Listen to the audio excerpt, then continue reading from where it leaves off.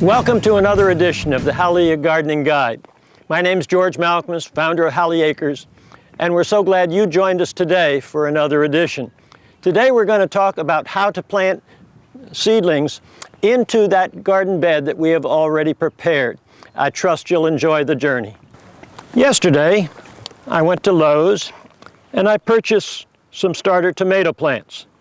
And these have already been growing. These are probably about 8 weeks old from the time the seed was planted.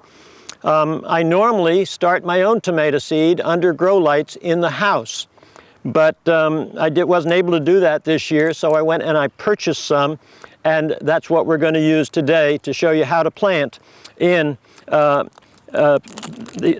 planter these already started plants.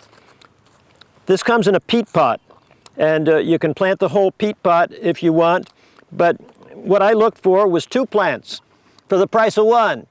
And what I'm going to do is I'm going to take this and I'm going to cut the root system right down the middle, and I'm going to get 2 plants for the price of 1.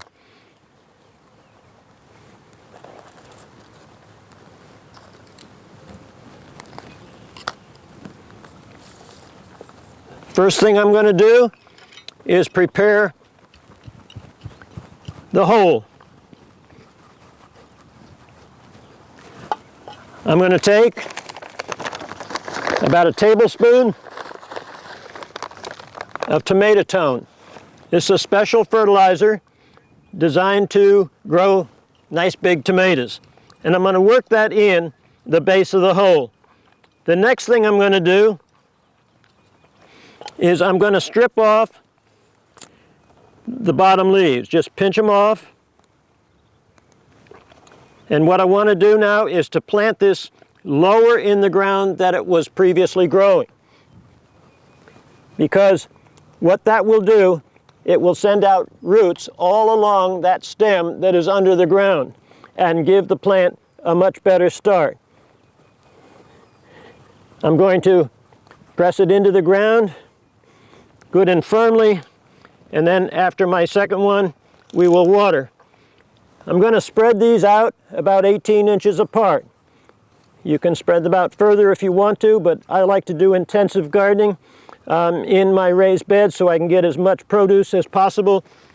And once again, I put some tomato tone in the bottom of the hole. Then I take my plant and I place it in, taking off those lower leaves so they do not come in contact with the soil. Fill in the soil, and that's it. That's how simple it is. Now, one more thing I want to do.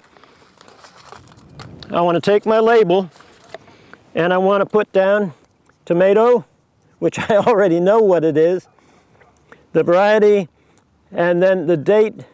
I'm planting this on April the 14th, but the time that you plant where you live can vary tremendously, whether you live in a more northern climate where you do later planting with tomatoes, or you live in a southern climate where you can plant even earlier.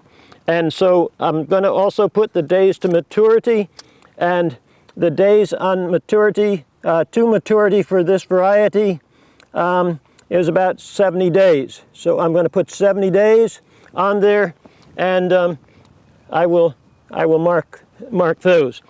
And so that is how I personally plant tomatoes in my raised bed gardens.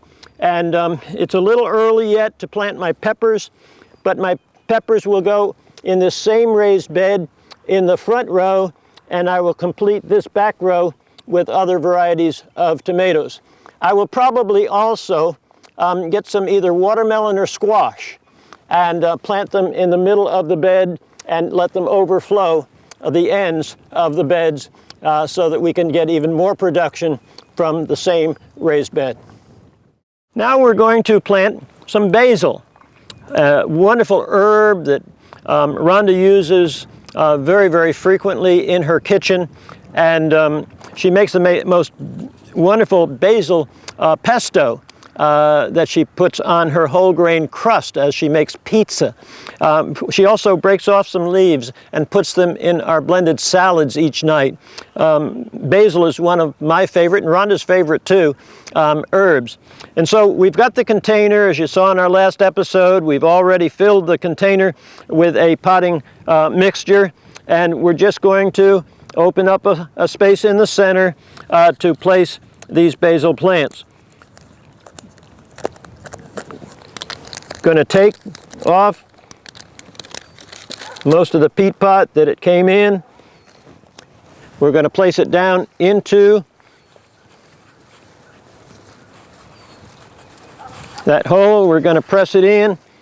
For this one, I'm going to just take and I'm going to sprinkle a little garden tone around it.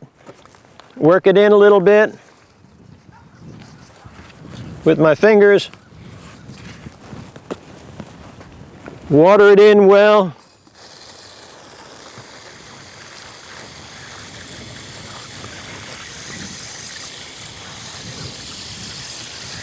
This is already a growing plant. These leaves will start to enlarge very quickly, and it won't be long before Rhonda will be able to walk right out the door of our home, come out to the garden, and start picking some basil leaves to enhance the flavor of the various delectable dishes that she prepares for me. You can tell she prepares some very nice meals because I'm still alive and well at almost 80 years of age. Here's another quick tip for you. When you're planting your tomato transplants in your garden, you can take the plant, remove your lower leaves. I just broke the stem. And then take your plant and dig a shallow trench at an angle. Put your plant in and the roots will grow out of the stem. Just cover it back up and leave the tip out there, and that'll help protect it if you have a lot of wind until the plant gets established. Back to you, George. So we trust you have enjoyed this gardening series, and stay tuned for the next one coming up next week. Bye-bye for all.